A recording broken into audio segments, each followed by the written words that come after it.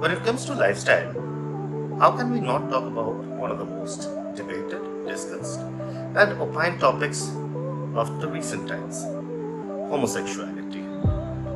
Is homosexuality unnatural?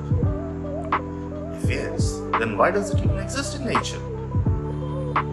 We are not here to talk about ideologies but about mythologies. So let's discover if we have LGBTQ plus references in mythologies.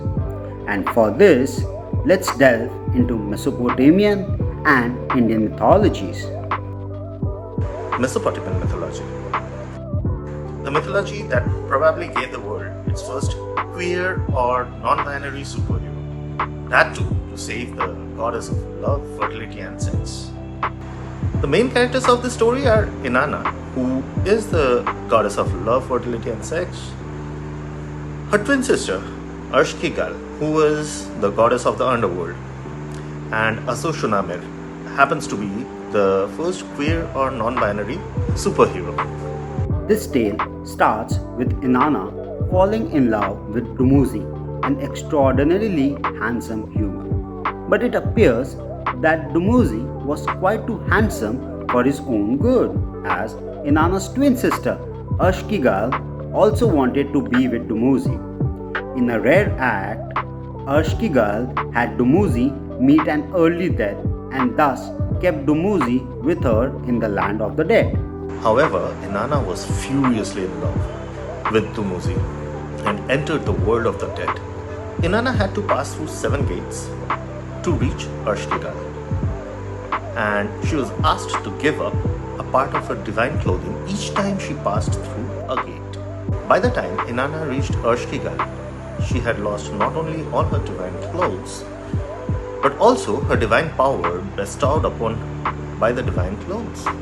And upon reaching, Ashkigal informed that the dead cannot return to the land of the living, and thus Dumuzi cannot reunite with Inanna. With Inanna gone, things on earth started changing. There was no attraction left between living things.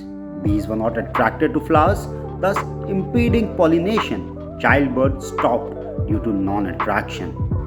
To address the issue, the gods went to Enki. Enki, in turn, created a cure named Ashushanamir, who deftly crossed the gates of the land of dead to reach Ashkigal. The fact that Ashushanamir was a queen helped because the guardians of the gates did not know what to make of cures and hence could not stop his or her passing. Ashushanamir entertained Ashkigal with music, songs, and dances to the extent that she granted Ashushanamir the water of life, and this water was used to revive Inanna to the land of the living. Furious at the betrayal, Ashkigal cursed Asoshunamir and all queers to a life of indignity and suffering. However, Inanna was extremely pleased with the act, and she blessed all queers to have mystical powers which neither men nor women can possess, and that they'll have a place of pride in temples, being priests, entertainers, guardians, and healers. Now, coming to Indian mythology or the mythology with the Kama Sutra. Contrary to common knowledge and belief, Kama Sutra is not just a book of love and eroticism. It is actually a book on how to lead a happy life by focusing on 4 goals, that is, dharma or righteousness, artha or wealth, kama, sexual well being, and moksha or salvation. In the Kama section of the book, apart from heterosexuality, a lot of focus has been given on homosexuality and how it can be invigorating.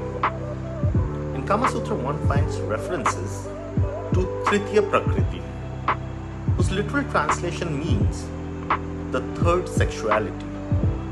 This encompasses sexualities that were not covered by the male and the female sexuality. An important point to note is that the focus has been on sexuality and not gender.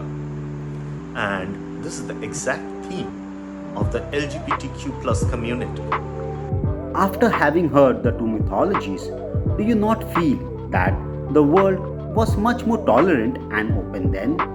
Do we not feel that for the society in those days, inclusivity and individuality were as basic as breathing?